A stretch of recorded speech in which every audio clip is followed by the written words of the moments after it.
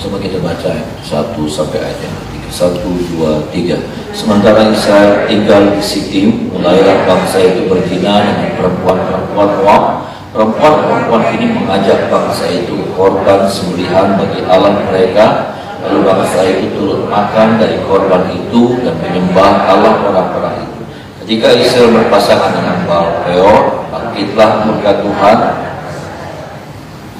Saudara, kita melihat di sini bagaimana Tuhan murka, ya saudaraku, dalam pasal 25 tentang Baal Peor, ya saudaraku. Dan ada 24.000 orang yang dibunuh pada waktu itu karena mereka dipengaruhi oleh pasangan mereka untuk menyembah Baal Peor. Saudara, saya harus sampaikan bahwa sesungguhnya, Bapak Ibu Saudara, ketika orang Israel keluar dari tanah Mesir, ya saudara, itu ada banyak bangsa yang ikut, ya, karena kan di Mesir itu bukan cuma Israel yang diperbudak, ya, ada beberapa bangsa-bangsa lain lagi, saudaraku, yang ikut diperbudak. Dan ketika bangsa Israel keluar, saudaraku, dari Mesir, maka bangsa-bangsa yang jadi tawanan juga, ya, bangsa-bangsa yang diperbudak juga di Mesir, itu ikut serta, saudara, mendongpleng, ya saudara, mendongpleng untuk keluar dari perbudakan itu. Dan tentunya sudah terlalu banyak kawin campur di sana, ya saudara, sudah terlalu banyak kawin campur di sana. Tapi yang saya mau sampaikan di ayat ini, saudaraku, di pasal ini, bahwa ternyata, saudaraku, ini yang kita lihat, kemudian ada istri-istri daripada orang Israel yang mempengaruhi suami-suaminya, ya saudara, atau sebaliknya kah, ya saudaraku, suami-suami, istri-istri yang orang Israel dipengaruhi suami-suaminya yang menjadi orang-orang Moab. Untuk apa? Untuk menyembah Baal Peor, saudara. Ya, untuk mereka dipengaruhi untuk menyembah kepada Baal Peor. Yang saya mau sampaikan, Bapak Ibu, maaf sekali ya, maaf sekali saya sampaikan ini, saudara.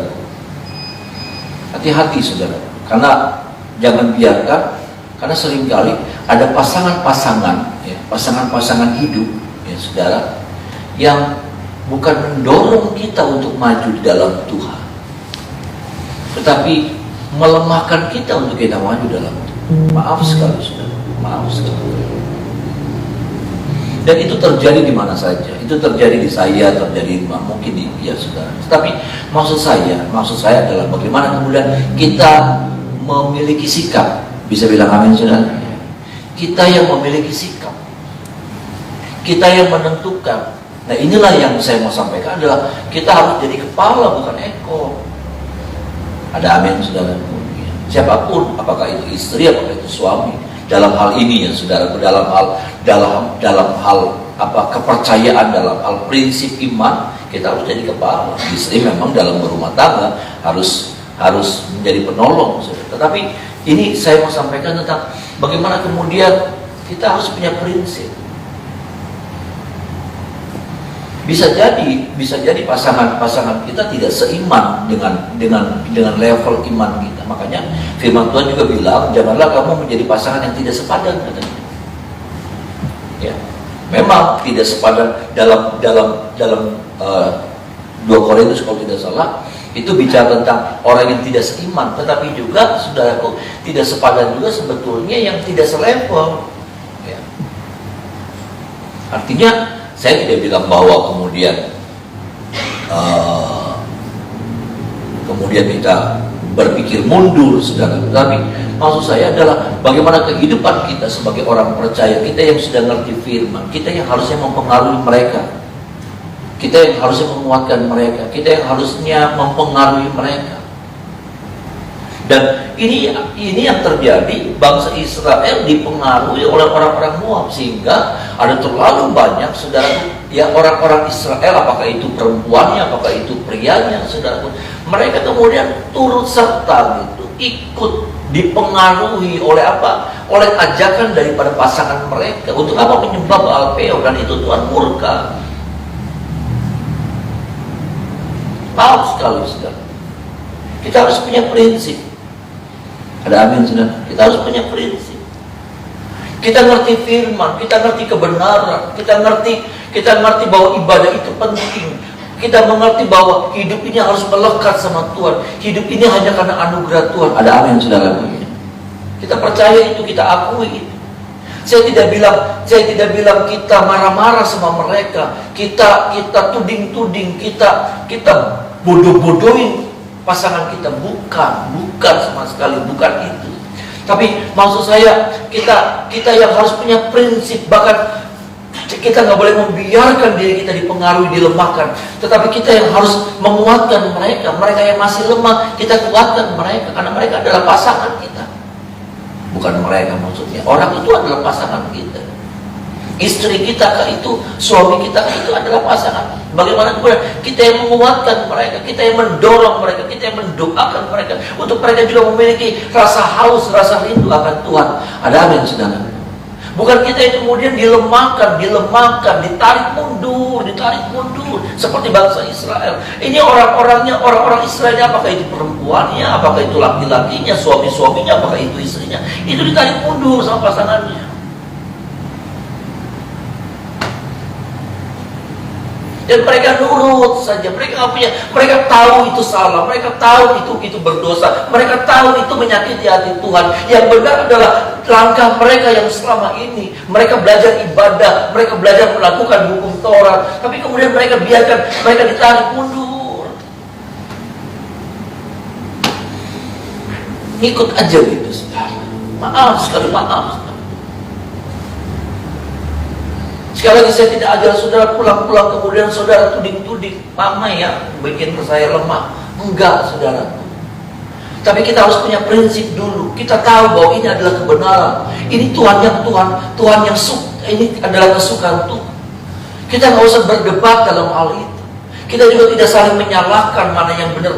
Tapi saya berpikir kita harus mendoakan mereka supaya mereka juga memiliki kerinduan akan Tuhan. Mereka dibukakan, dicelikan, karena kita juga ngalamin seperti ini kan, karena anugerah Tuhan yang mencelikan mata rohani kita. Ada amin, saudara. Kita dikasih kerinduan loh, saudara-saudara tuh dapat anugerah Tuhan. Kita tuh dikasih kerinduan, kita tuh dapat lawatan Tuhan, diberikan kerinduan untuk berjumpa dengan Tuhan, memiliki rasa haus sama Tuhan. Kita juga dapatkan anugerah Tuhan. Dan biarlah mereka juga mendapatkan anugerah yang sama seperti kita. Ada amin, saudara. Saya sekali lagi, firman ini bukan untuk memprovokasi saudara, tapi firman ini saya mau bilang bahwa bisa jadi, saudara, ada pasang-pasang yang melemahkan, yang sepertinya menghamba.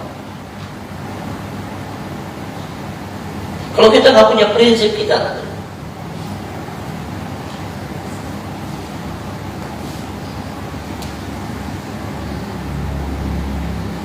ini mengerikan. Ini hanya mendatangkan murka Tuhan. Kalau saudara melihat, ini mendatangkan murka Tuhan. Murka Tuhan buat siapa? Buat rumah tangga tiap-tiap itu.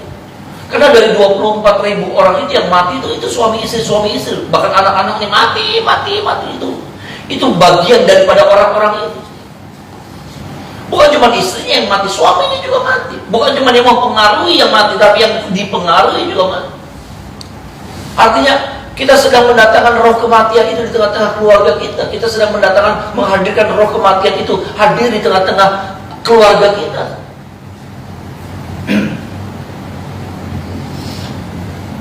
Sekali lagi saya tidak, maaf sudah kalau saya salah, tapi dari ayat ini saya harus sampaikan ini, sudah.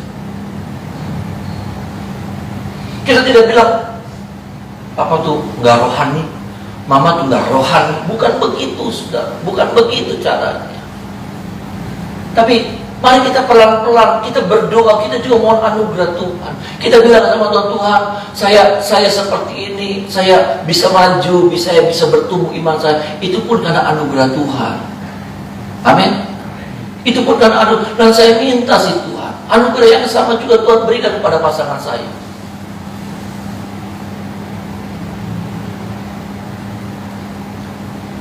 Atau paling tidak kita tidak mau ikut dilemahkan. Kadang-kadang kalah kata-kata, kadang kalah ajakan, kadang-kadang. Sekali lagi saya minta maaf, saudara. Saya tidak punya tujuan, tapi saya mau setiap rumah tangga saudara dan saya semuanya diberkati oleh Tuhan. Ada roh kehidupan di dalamnya, ada amin. Ada roh kehidupan tuh saudara. Aduh, itu kalau ada roh kehidupan itu apa yang kita buat, apapun yang menyerang kita, ada perlindungan Tuhan di dalam hidup kita. Ada amin saudara. Itu roh kehidupan tuh saudara. Roh kehidupan tuh nggak bisa. Roh kehidupan tuh nggak bisa. Roh kehidupan ini seperti ini terang. Ketika gelap datang, gelap nggak bisa berkuasa atas terang. Tapi gelap itu datang berkuasa ketika apa? Ketika terang itu nggak ada. Saudara bawa gelap nih, saudara bawa gelap di tengah-tengah ruangan ini, nggak akan mampu, nggak akan terpengaruh. Gelap itu apa sebetulnya? Gelap itu muncul ketika tidak ada terang. Roh kehidupan itu tidak ada. Kalau apa? Kalau yang muncul adalah roh kematian. Tapi kalau ada roh kehidupan, roh kematian itu nggak bisa tembus dengan kekuatan apapun. Saya tidak bilang kematian dagingnya, karena kematian daging ini bisa saja terjadi. Saya tidak bilang begitu, karena kematian daging itu bukan segalanya, dan kematian daging itu bukan sebuah kekalahan. Kadang-kadang kita punya konsep yang salah tentang sebuah kematian. Kalau mati itu akumulasi, apalagi kena COVID. Maaf ya sudah. Kalau kena COVID kayak kayaknya itu kena kutuk. Enggak loh sudah. Salah kalau saudara berpikir seperti itu. Ya. Enggak sama sekali.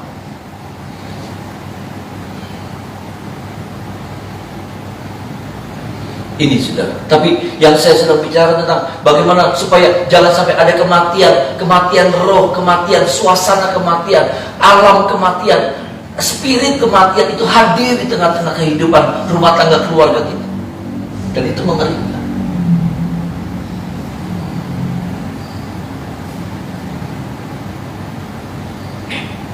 Karena kita harus jujur, ada pasangan-pasangan yang melemahkan, ada pasangan-pasangan bilang, apa sih doa-doa terus doa yang dia baik. Iya kan saudara, apa sih pelayanan.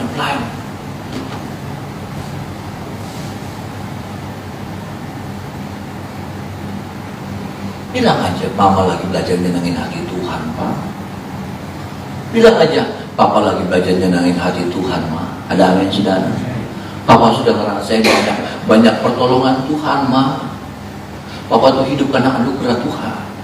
Papa mau pakai hidup Papa buat menyenangkan hati Tuhan, mau belajar balas kebaikan. Sama, Mama juga bilang, Mama juga pengen belajar mau balas kebaikan. Mama tuh hidup karena anugerah Tuhan.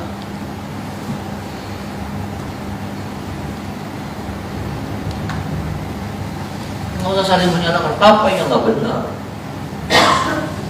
Kalau sudah bilang begini, Papa jangan jadi setan ya. Wadah sih, tambah ribut sudah.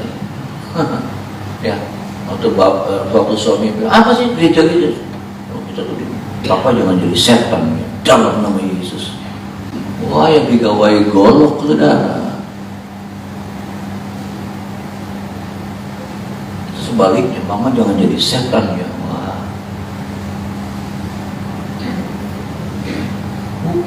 Bukan, saudara. Tapi kita akan diberi hikmah sama Tuhan untuk mengerjakan, untuk menjawab, untuk apapun juga, saudara. Tapi saya mau bilang, kita harus punya prinsip. Karena kadang-kadang, maaf ya saudara, kita mau ibadah, pasangan kita nggak mau ibadah. Nggak tahu saudara ketemu gitu nggak? Yuk, ready? Oh, enggak. Ya. Kenapa?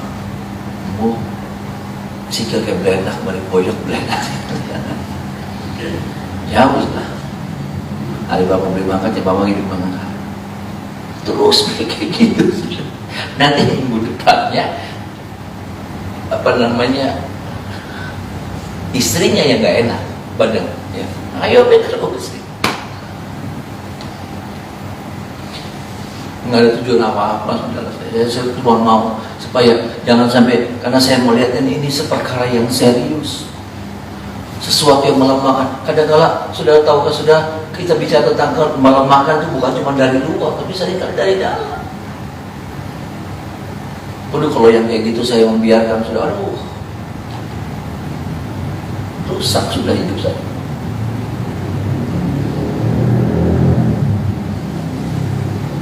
Pada intinya kita harus punya prinsip. Ada amin saudara. Kita harus punya prinsip. Kita tahu mana yang benar, mana kehendak Tuhan, mana yang bukan, mana yang bisa menyenangkan hati Tuhan, dan itu yang kita mau kerjakan. Sekali lagi, kita nggak boleh berdebat, dan jangan sampai kita berdebat tentang salah dan benar dalam hal. Kita juga nggak bisa bilang, kita juga nggak boleh ya saudaraku, kita tuding ini nggak rohani, ini nggak rohani, ini nggak rohani. Bukan, itu hanya mendatangkan masalah-masalah yang nggak perlu. Tapi yang saya mau ajar, yang firman Tuhan sedang ajar sama saya dan saudara kita, yang terlebih dahulu harus punya prinsip. Ada amin saudara? Kita yang harus punya prinsip, kita yang harus punya prinsip, kita yang harus punya prinsip. Maksudnya punya keteguhan hati itu saudara, keteguhan hati. Bukan sesuatu yang gampang goyah, gampang terpengaruh. Kayak ini, kayak orang Israel di Sitim saudara, dalam pasalnya yang ke-25. Gampang terpengaruh.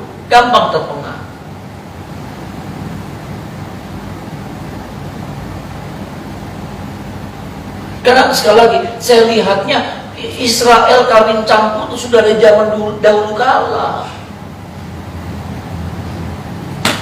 Sudah dari zaman dahulu kala. Ada orang-orang Ethiopia, ada orang-orang apa macam-macam saudara. Di situ tuh banyak bangsa yang ikut keluar, rombongan besar tuh. Rombongan besar orang Israel itu tuh banyak sekali, di dalamnya itu banyak bangsa-bangsa lain, budak-budak lain. Dan tentunya ya saudara, maaf, kawin campur. Musa saja kan pada ini kawin sama wanita apa itu? Ya ada bangsa asing, bukan siapa namanya?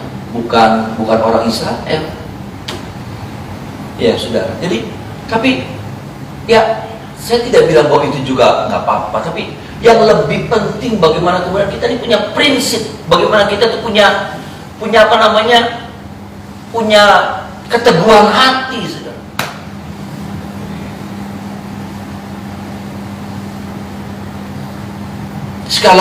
Sekali lagi saya tidak ngajar saudara untuk saudara pulang lalu kemudian nyalain orang, lalu nuling orang, lalu menilai orang, ya. Bukan itu. Tapi yang firman Tuhan sedang ajar sama saya dan saudara. Kita harus punya prinsip, kita harus punya keyakinan penuh, kita harus punya prinsip berdiri teguh gitu.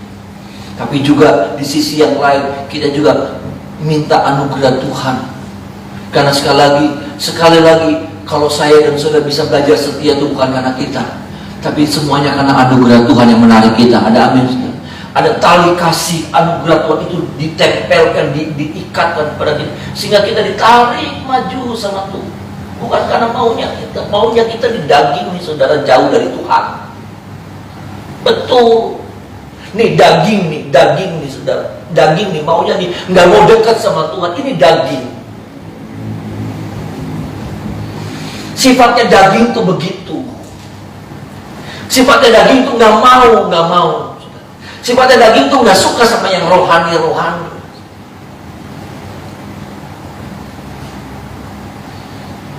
Makanya kita berdoa sama Tuhan, biar anugerah Tuhan yang sama yang Tuhan sudah berikan kepada kita diberikan juga. Ya, secara khusus kita minta anugerah Tuhan buat pasangan kita, buat anak-anak kita. Mungkin anak-anak kita yang jadi penghalang. Bisa jadi. Ya, bisa jadi. Ada anak-anak yang saya dengar, ada jemaat yang ya sudah ikut sama anak, ya saudara ikut sama anak. Tapi puji Tuhan, anak ini mama mau ibadah tinggal minta. Puji Tuhan. Mama mau ibadah tinggal minta. Berapa di total 1 bulan, berapa nanti tak kasih. Ya, selain daripada uang yang lain. Ini uang transport buat ibadah doa pagi itu si tante itu yang cerita sama saya. Puji Tuhan. Oh, tante tuh dikasih kayak gini. Ada yang seperti itu. Ya luar biasa. Dikasih saudaraku, ini buat pulang pergi tiap hari, bayangin itu lumayan kan. Ya nggak kaya anaknya, nggak kaya, cuma karyawan aja biasa. Tapi mamanya mau ibadah didorong, mamanya mau ibadah didukung. Kader juga kan udah tua, nggak punya ongkos, saudara, pengen ibadah nggak ada ongkos, laku tak. Tolong kita ya saudara, ya. Sekali lagi, jangan tanggapi firman ini dengan cara yang, dengan pandangan yang salah. Saya pengen supaya, saya cuma pengen firman Tuhan juga itu yang menjadi keinginan Tuhan. Dalam rumah tangga kita ada roh kehidupan, ada apa saudara? Bukan roh kematian, bukan roh kematian. Ya, sehingga roh kematian itu selalu mati gitu. Selalu apa yang kita kerjakan mati. Kayaknya udah tumbuh di tengah jalan mati. Udah mulai ngerambat, udah sampai di mana mati. Kayak tanaman tuh saudara. Kayaknya tumbuh, mati. Gagal. Nol. Gagal. Tapi ada roh kehidupan yang hadir berkuasa atas hidup kita. Ada amin saudara. Bagian yang selanjutnya Bapak Ibu Saudara.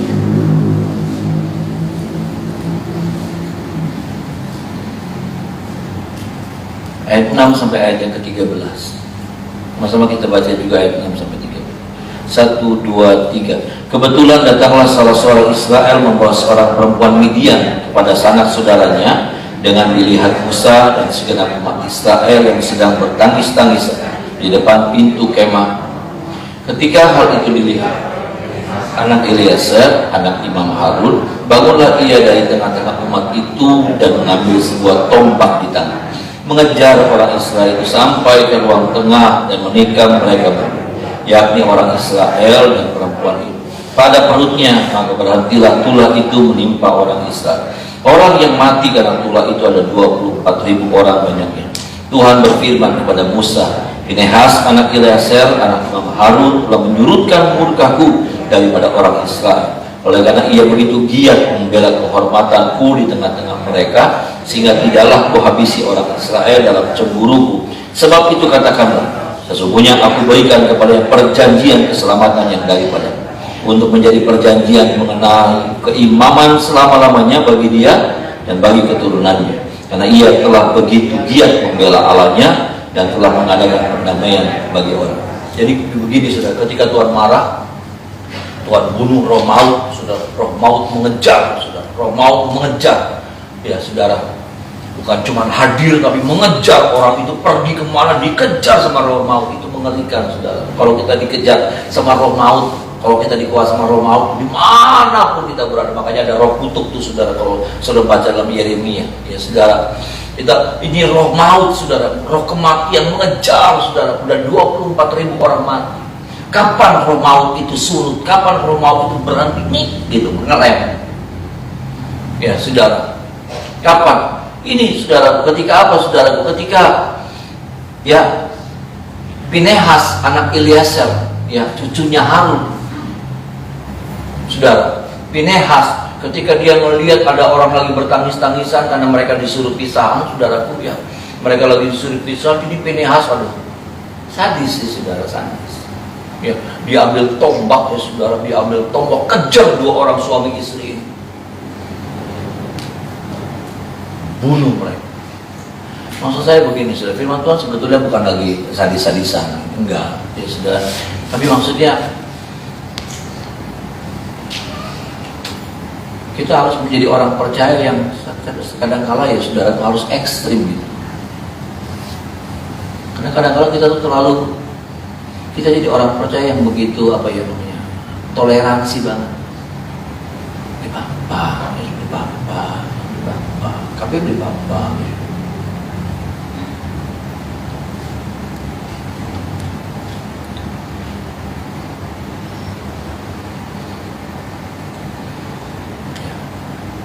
Nota, ya nota, dikasih nota kosong dan disuruh ngisi dewek, beli Bapak. Semua jadi beli Bapak. Jadi nggak ada prinsip kita nggak memiliki iman yang ekstrim. Kenapa saudara? Kita harus memiliki iman yang ekstrim saudara. Karena hari-hari ini kekuatan jahatnya tuh hebat. Kekuatan jahatnya tuh sudah, waduh, lagi pintar sekali. Kekuatan jahat itu tuh sudah lagi bekerja itu. Aduh, ngeliuknya tuh saudara, sampai kita nggak tahu, sampai kita nggak sadar, ya. Kayak kita, ya mungkin kita juga nggak pernah tahu. Kayak ada istilah bola salju tuh saudara, kayak istilah bola salju ya sudah. Istilah bola salju tuh kita kalau melihat itu lucu ya, kalau kita ngebayangin. Saya juga nggak pernah ngelihat kayak gitu ya saudara ya. Mati juga kalau ngelihat kayak gitu saudara ya. Ngelihat bola salju tuh dari atas gunung misalnya saudara ya, bola salju ada salju yang sebesar ini gitu, lagi melundung dari atas, lagi turun dari atas. Lucu ya, lucu, iya lucu. Sampai di bawah dia sudah segede gunung, dia sudah segede rumah. Ya, lucu ya, bagus, blek kita yang mati. Dan kadang-kadang itu dosa tuh saudara ya. Ya, kejahatan dunia di sekarang, prinsip-prinsip dunia nih seperti itu. Kayaknya bagus, lundung, bagus, lucu, indah ya saudara. Bisa dinikmati, habis itu mematikan.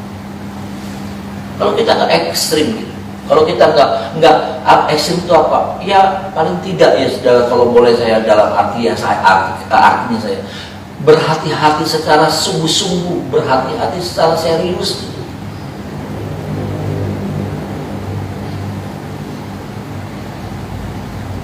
Bukan itu sih artinya, tapi buat saya paling tidak kita berhati-hati secara serius. Nggak terus nempel, nggak terus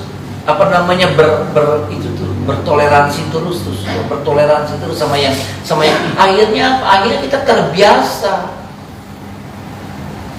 Akhirnya nih saudara, kita terbiasa. Kayak ada orang bilang sama saya, ya orang kalau kerja di rumah sakit, saudara, melihat orang mati itu udah nggak nyesek. Orang kalau biasa di rumah sakit, kerja di rumah sakit, orang kalau melihat orang mati itu mati gitu. Ya sudah, mendengar orang keluarga dan udah nggak ada ibanya, udah nggak ada, katanya begitu saudara ya. Ya, udah nggak ada rasa nangis, nggak, susah. Kalau sampai itu susah banget. Kenapa? Karena sudah terbiasa. Nah itu. Akhirnya sama kita juga. Kalau kita sudah terbiasa sama yang namanya ngelihat yang lupa. Akhirnya apa? Ya sudah jadi bablas kita. Udah nggak ada rasa pekat. Udah nggak ada rasa lagi. Roh Kudus sudah nggak bisa bicara lagi sama kita. Nggak ada lagi yang namanya rasa takut. Udah nggak ada lagi yang namanya rasa aduh nggak enak ya. Aduh nggak enak karena kita habis ngelakuin dosa. Udah nggak ada lagi. Perasaan kayak gitu kita habis ngelakuin dosa, lalu kayak perasaan ada perasaan nggak hilang damai sejahtera, perasaan hilang sukacita, udah nggak ada lagi, nyantai aja.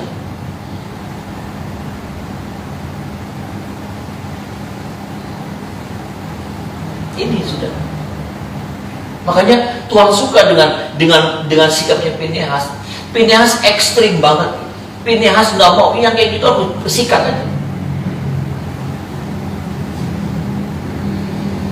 Nah kadang-kadang sikap-sikap seperti ini, sikap-sikap yang buat hari-hari ini nih saudara, sedangkan sikap seperti ini sangat dibutuhkan, harus ditampilkan harusnya. Tapi karena dengan modernisasi, dengan HAM, dengan segala macam, saudara, akhirnya sikap-sikap seperti ini dianggapnya jadi jahat, dianggapnya jadi nggak ada peri kemanusiaan, nggak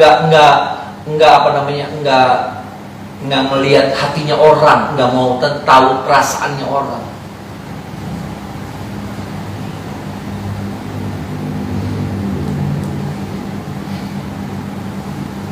Susah memang, susah. Ya.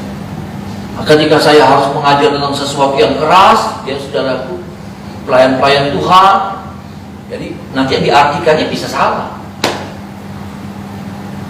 Emang nggak gampang, nggak gampang.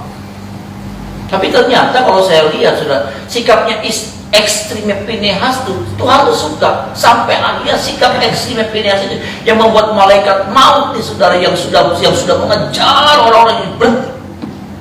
Tuhan perintahkan stop. Kalau Pinehas nggak ngelakuin itu, wah, habis.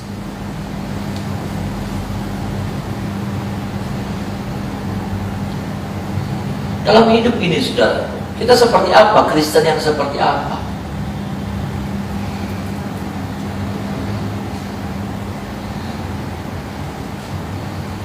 Kita jadi Kristen yang seperti apa?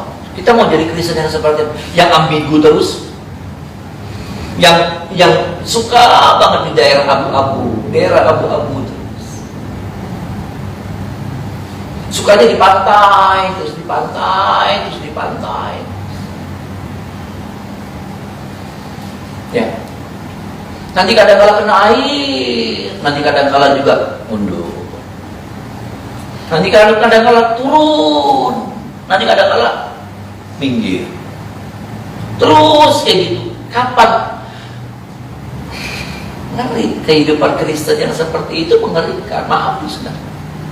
Kehidupan Kristen yang selalu bertoleransi dengan semua keadaan. Kita ngambil jarak. Makanya apa? Di pantai itu orang main-main. Ya sudah. Orang di pantai itu orang main-main, orang lagi liburan, orang udah serius. Nah itu tuh sudah. Terlalu banyak orang Kristen yang kayak gitu, yang nggak serius, main-main, cuma iseng-iseng aja. Pelayanan juga iseng-iseng.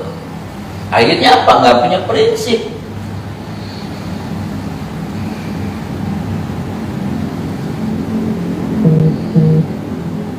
Maaf saudara, kalau saudara lihat ya saudara, kalau saudara lihat, ya kekuatan antikristus lagi kerjanya ya. Sebentar lagi itu sudah, kalau saya merasa ya, kekuatan ini lagi mulai nunjukin taring dari yang dia main di bawah tanah, ya, main di bawah tanah. Kalau bicara tentang pekerjaan antikristus gini sudah, saya ditanya, ya, ada banyak hamba Tuhan di daerah kebingungan tentang vaksin. Ya, dan ini juga saya sampaikan sama Ibu Saudara. Ya, sampai kami akhirnya harus mengeluarkan surat resmi, saudara. Saya sebagai ketua harus mengeluarkan surat resmi karena ini dikaitkan dengan antikris, dengan apa, ada chip, ada bagaimana lah, ada apa namanya bikin orang jadi kayak zombie lah, kayak apalah.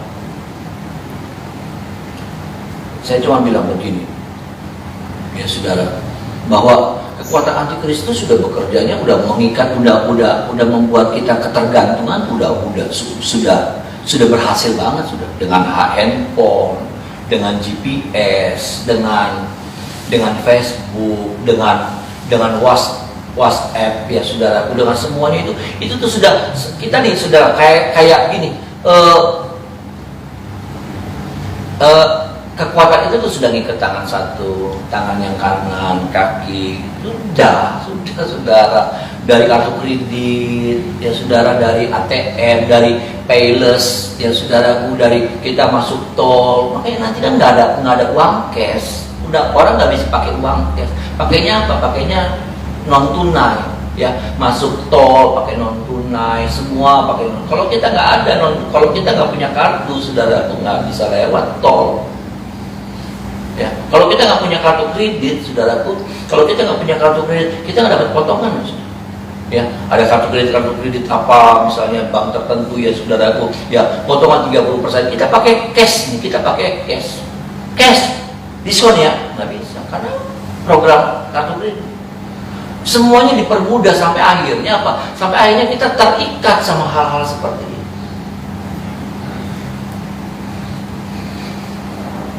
Orang bisa ketinggalan dompet sekarang nggak apa-apa. Tapi kalau orang ketinggalan handphone, aduh, paniknya luar biasa. Saya cuma bilang, saudara, ya bisa jadi yang namanya kayak gitu ada mungkin ya, saudara. Tapi saya cuma bilang makanya pastikan bahwa kehidupan kita ini termeterai sama darah Yesus. Ada amin, saudara. Ya. Nih, kekuatan antikris itu lagi mau memeterai hidup saya dan saudara. Memeterai itu apa? Memeterai itu tanda kepemilikan. Meterai itu saudara, ya. Meterai itu tanda kepemilikan, tanda pengesahan. Jadi kalau kayak meteran ledeng ada meterai pumpnya kan. Itu tuh punya pump, jangan diganggu gugat. Nggak boleh diganggu gugat. Nah, iblis nih saudara, antikris nih mau memeterai hidup saya dan saudara dengan berbagai macam cara memeterai kita, mengikat. Meterai itu kan mengikat, memberikan tanda kepemilikan lewat macam-macam lah, Itu tuh saudara tahu datanya kita tuh sudah masuk semua. Dan maaf ya saudara, kalau kita suka foto-fotoan, itu tuh datanya kita tuh pergi kemana itu data semua. Saya kaget saudara, kenapa? Saya keluar saya udah mau check out, mau ke bandara Bali. Ya, saya lihat saya mau beli nasi campur, nasi Bali, ya saudara. Saya mau beli nasi Bali, keluar dari hotel masih ada selisih waktu yang cukup buat saya makan dulu, ya saudara. Jadi saya pergi. Waktu saya pergi, saudara, waktu saya mau pulang lagi arah ke bandara, saudara, di map saya, di Google Map saya, itu saudara nongol 2 hotel yang ada di Sunset Road itu, ya. Hotel ini katanya tanggal segini sampai tanggal segini saya tinggal. Hotel ini tanggal segini sampai tanggal segini saya tinggal. Nongol. Saya kaget, kok bisa nongol? Jadi terlacak gitu, terdata. Makanya jangan terlalu banyak tampil aktivitasnya kita. Itu tuh sudah kebaca semua. Yang penting saya mau tekankan, bagaimana meterai darah Yesus, karena kita sudah termeterai sama darah Yesus. Ada amin. Dan meterai darah Yesus harus tetap ada dalam hidup kita. Jangan sampai meterai. Kenapa? Karena kalau meterai darah Yesus ini nggak ada lagi, nah meterai antikris ini yang nempel. Seperti tadi yang saya gambarkan, gelap dan terang. Kalau terang sudah nggak ada, ya gelap yang datang. Kalau bicara tentang tanda kayak gitu, iblis lagi mau memeterai kita, iblis lagi mau memeterai, antikris lagi mau memeterai hidup saya dan saudara. Tapi dia nggak akan pernah bisa, dia nggak pernah mampu, dia nggak pernah berhasil. Kalau apa? Kalau darah Yesus masih termeterai dalam hidup kita, darah Yesus masih memeterai hidup kita. Nah, pastikan dengan cara apa? Dengan kita belajar setia sama Tuhan, dengan belajar kita sungguh-sungguh melakukan firman Tuhan. Itu kita dengan cara seperti itulah kita sedang memelihara meterai itu tetap terjaga dalam hidup kita.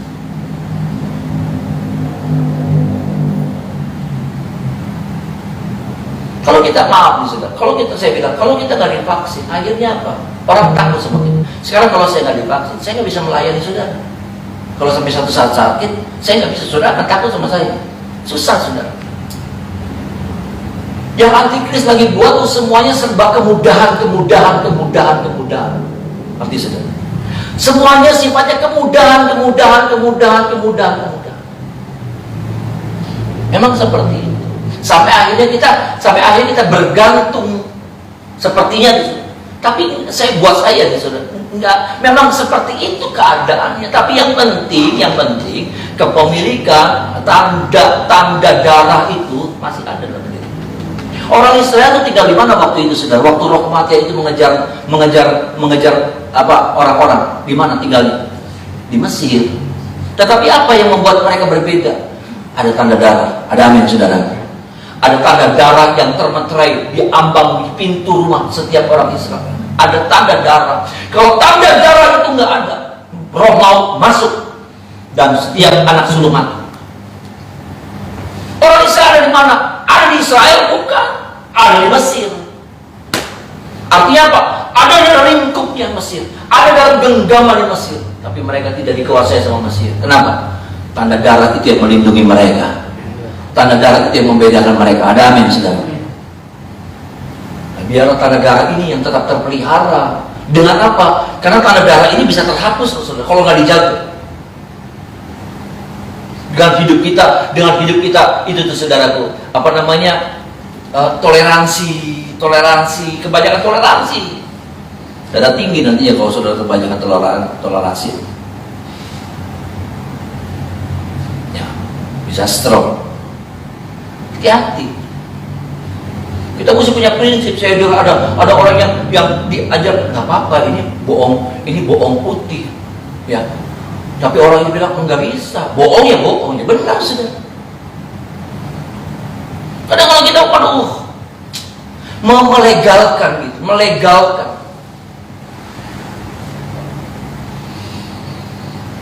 Tuhan tolong kita ya saudara. Tuhan tolong kita supaya kita diberikan kekuatan oleh Tuhan. Kita selalu, bukan cuma kita, tapi keluarga kita termeterai sama darah Yesus. Amin, saudara. Kepemilikan itu tetap, tanda kepemilikan Tuhan itu ada sama kita. Sehingga iblis gak mampu, selama ada meterai itu iblis gak bisa ambil, iblis gak bisa kuasai kita, gak ada. Yang bikin saudara gak bisa, rumah saudara gak bisa diambil sama orang apa? Sertifikat. Iya kan saudara? Saudara gak bisa bilang begini, kian rumahnya kita akan tutup. Orang akan bilang begitu. Ini tanda. Mana tanda? Mana bu?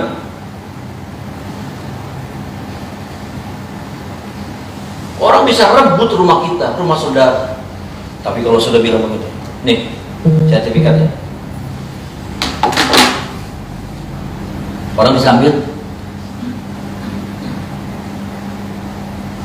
Bila darah Yesus tetap memegari saya dan saudara, dari sekarang sampai selama-lamanya. Mari kita menyembah.